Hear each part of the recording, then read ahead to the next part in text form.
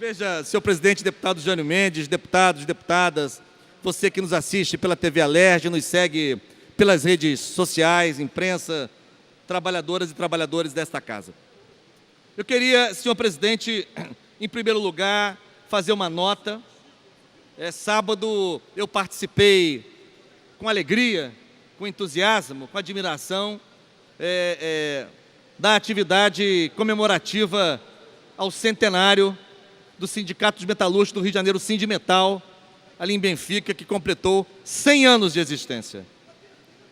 Sindicato fundado em 1917, palco de lutas históricas pela democracia, esta mesma que está tão vilipendiada nos dias atuais. Eu estive lá em Benfica participando com os trabalhadores e trabalhadoras, filiados e filiadas ao sindicato, enfim, lideranças, dirigentes. Queria aqui mandar um abraço muito fraterno desta tribuna ao Sindimetal pelo seu centenário e por sua luta firme, aguerrida, coerente na defesa de trabalhadoras e trabalhadores do setor metalúrgico da cidade do Rio de Janeiro.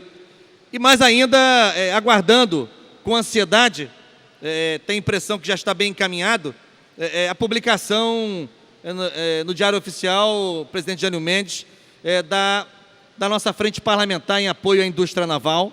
A Assembleia Legislativa tem uma história, inclusive, de trabalho e de solidariedade com esse setor, e nesta legislatura nós precisamos reinstalar a frente parlamentar em apoio à indústria naval, que é um setor tão importante para a economia do Estado e é um dos setores mais afetados pela grave crise econômica que gerou desemprego, gerou, enfim, desassossego entre trabalhadores e trabalhadoras do nosso Estado. Senhor presidente, eu queria também fazer uma menção a um assunto que me preocupa muito, e a muitos deputados e deputadas, já tratamos dele aqui na semana passada, ali embaixo, no microfone de à parte, que é esta decisão tomada pelo secretário de Estado de Educação, senhor Wagner Wicter, de suspender os passes dos estudantes da rede federal e da rede municipal que usam as linhas intermunicipais no dia a dia de sua atividade escolar. Essa decisão que merece ser muito discutida e questionada, não apenas no seu conteúdo, mas na sua forma, porque ela, na prática, inviabiliza o direito à educação de quase 30 mil estudantes no estado do Rio de Janeiro.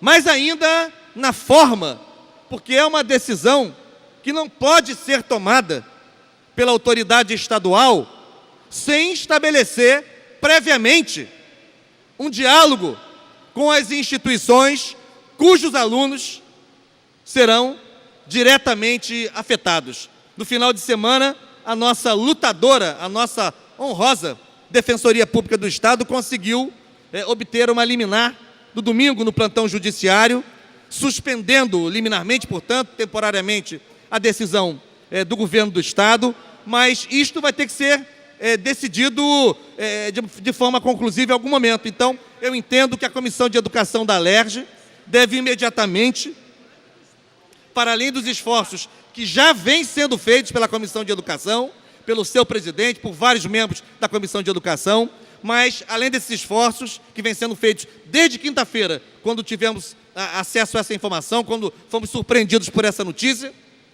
deve mediar uma reunião envolvendo o secretário de Educação do Estado do Rio de Janeiro, envolvendo o reitor do Colégio Pedro II, o reitor do IFRJ, os dirigentes de todas as instituições diretamente implicadas. Ontem eu falei com o reitor do Colégio Pedro II, com a dirigente do Instituto Federal de Educação, Ciência e Tecnologia do Rio de Janeiro. Hoje de manhã falei com a diretora do Colégio Universitário da Universidade Federal Fluminense, porque isso está assustando todo mundo. Por exemplo, em relação aos alunos da rede federal, seria bom o Estado lembrar que, como cabe ao Estado, ao ente estadual, a obrigação constitucional de oferecer ensino médio, quando tem um certo número de alunos, que eu acho que atingem em torno de 10 mil, esse efetivo, matriculados no ensino médio na rede federal, isto significa que a rede estadual está sendo aliviada de sua responsabilidade, assumida por escolas como o CAP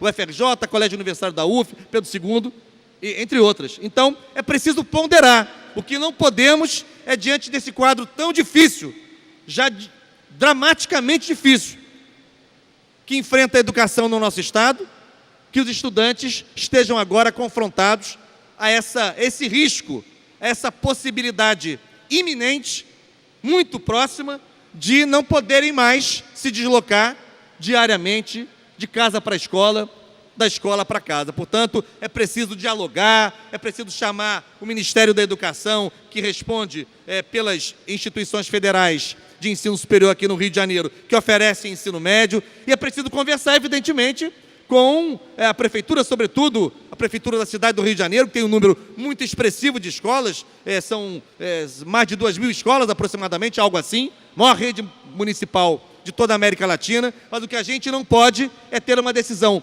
desta magnitude, desta gravidade, ser tomada assim, de afogadilho, pelo menos ela se torna pública de afogadilho. Não sei há quanto tempo o governo do Estado está estudando essa decisão, mas não pode ser tomada sem uma conversa, sem um diálogo, sem prévio aviso às instituições cujos alunos passam agora a ficar sob a ameaça, sob o risco de terem o seu direito à educação interditado pela impossibilidade de usar o transporte público. E por último, deputada Fatinha, eu queria também mencionar o que aconteceu hoje, antes da sessão plenária, no Colégio de Líderes, quando fizemos uma reunião sobre o projeto 2726 de 2017, que é uma mensagem executiva enviada pelo governo a esta casa, modificando a lei que instituiu no ano passado o Fundo de Equilíbrio Fiscal, o FEF. Eu já tinha dito, discutindo essa mensagem em outra sessão desta tribuna, que considerava um absurdo, uma verdadeira aberração, um projeto desta complexidade, um projeto que envolve cálculos complicados, que tenha sido apresentado a essa casa sem nenhuma base de cálculo, sem nenhuma memória de cálculo, sem nenhum demonstrativo de impacto de nada. Isso já é um problema grave. Aliás, o governo do Estado, o inoperante governo do Estado, é useiro e vezeiro desta prática de mandar para cá mensagens sem nenhuma fundamentação. Mas, além disso, e eu quero aqui ressaltar fraternalmente o esforço de condução da reunião feito pelo deputado André Siciliano, não obstante o seu esforço, eu acho que a reunião foi uma reunião em que se revelou a mais absoluta descoordenação, a mais absoluta falta de rumo, a mais absoluta falta de diretriz por parte do governo do Estado, que acabou, não só porque perdeu credibilidade, porque não tem nenhuma competência técnica, sequer para discutir, sequer para fundamentar, os projetos que manda para cá e menos para discutir. Aliás, eu sou deputado de primeiro mandato, mas frequento o Colégio de Líderes desde o início. Creio que seja uma prática no Colégio de Líderes desta casa. Aliás, um importante espaço de interlocução que eu quero aqui valorizar. Respeito e valorizo os debates que fazemos no Colégio de Líderes. Mas sempre foi uma prática no Colégio de Líderes, quando discutimos uma mensagem do Poder Executivo, que haja a presença de representação do Poder Executivo para dialogar com os parlamentares sobre dúvidas, sobre questionamentos, sobre críticas, sobre sugestões de aperfeiçoamento, e achei muito estranho que nesta reunião de hoje não houvesse, deputada Marta Rocha, nenhuma presença, nenhuma representação do governo do Estado. E mais estranho ainda, por ter tomado conhecimento de que houve uma reunião, por assim dizer, preparatória ou preliminar, por parte de alguns deputados, aí sim, com representação do governo do Estado. Olha, eu posso perder no voto, como já perdi várias vezes aqui, mas eu só não quero ter a sensação, deputado Anderson Nogueira, não quero ter a sensação de estar tomando bola nas costas, como se diz na linguagem popular. Isso me incomoda profundamente. Não tem problema. Apresento as emendas, algumas são aceitas, algumas são rejeitadas, apresento projetos, alguns são emendados, alguns são aprovados, outros são rejeitados. É do jogo, é do processo parlamentar. Nenhum problema. E de novo digo aqui, todo respeito, apreço ao Colégio de Líderes, aquele ambiente, aquele espaço, quando lá, muitas vezes, aliás, na maioria das vezes, discutimos muito mais os projetos do que aqui em plenário. né, o conteúdo, as minudências, enfim. Então, quero aqui ressaltar que a reunião de hoje, para mim, de novo faço a ressalva e o destaque ao esforço de coordenação do primeiro minuto até o último minuto da reunião, por parte do deputado André Ciliano, presidindo interinamente os trabalhos da casa, segundo vice-presidente, mas o ambiente da reunião, um ambiente tumultuado, um ambiente, assim, por vezes, sem eira nem beira, revela claramente, em tintas garrafais, o desatino, a falta de rumo e de perspectiva em que se encontra o governo do Estado do Rio de Janeiro. Deputado Paulo Ramos. Deputado Valdec, participei também da reunião no Colégio de Líderes e concluí que o governo pretende empurrar o problema da crise fiscal com a barriga. Primeiro que a matéria discutida antecipa receitas, mas é uma espécie de empréstimo, porque essas receitas serão cobradas com juros um pouco lá na frente. Mas é uma medida emergencial. Os servidores são aí, mais de 200 mil servidores, ativos, inativos e pensionistas, que ainda não receberam o salário, proventos e pensões de março. E já estamos caminhando para meados de maio, demonstrando o sofrimento pelo qual vem passando os servidores públicos de um modo geral e esse percentual, esse número esse expressivo em particular. Mas por que estamos nós aqui, somente apreciando iniciativas do governo, aguardando a aprovação do pacote de maldades do governo federal para aumentar a alíquota previdenciária, congelar salários, não realizar concursos públicos, quando há uma tarefa gigantesca que produzirá um resultado muito mais expressivo e muito mais imediato, que é a agilização da cobrança da dívida ativa, a CPI dos incentivos fiscais e a CPI da sonegação fiscal. A sonegação é brutal.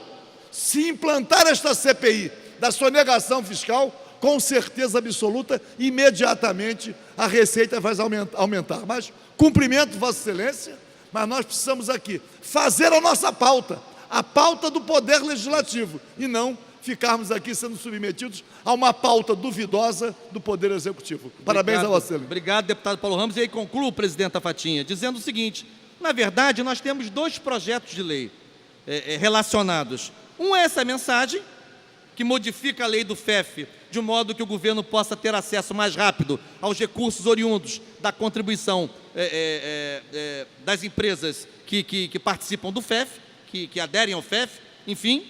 E, por outro lado, o projeto do deputado Rosenberg Reis, que já tínhamos iniciado a discussão e a votação, que trata dos setores da economia fluminense que seriam excluídos dos efeitos do FEF. Ora, ao tratar as duas coisas de maneira misturada, na minha opinião, há uma intenção de acabar aprovando a exclusão de setores que não faziam parte dos consensos produzidos aqui. E eu me lembro, e hoje isso foi repetido na reunião do Colégio de Líderes, que havia pelo menos 3 áreas consensuais, sobre as quais nenhum deputado ou deputada colocava nenhuma dúvida, salvo engano. O setor lácteo, o setor hortifruti granjeiro e a chamada agricultura familiar. Sobre esses 3 setores, nenhum deputado ou deputada colocava mais nenhuma ponderação. Entretanto, há outros setores, e nós respeitamos as particularidades, especificidades e dificuldades de cada setor, mas outros setores não são ainda objeto de consenso. Então, na minha opinião, essa discussão também ficou desarrumada de forma proposital, de forma intencional, porque era simples. Discutimos, por um lado, a mensagem, que não trata de exclusão de setores, trata simplesmente na mudança na fórmula de participação dos contribuintes no FEF, e do projeto do deputado Rosenberg Reis, que aí sim trata da exclusão de alguns setores. Portanto, eu quero aqui mencionar de forma veemente a minha preocupação com a condução, com os rumos e, sobretudo, com a mais absoluta, cristalina, meridiana constatação de que o governo do Estado não tem mais nenhum rumo, nenhuma capacidade de pautar, não é o Poder Legislativo não, de pautar políticas públicas para a sociedade fluminense. O governo do Rio de Janeiro acabou, só esqueceu de ir embora.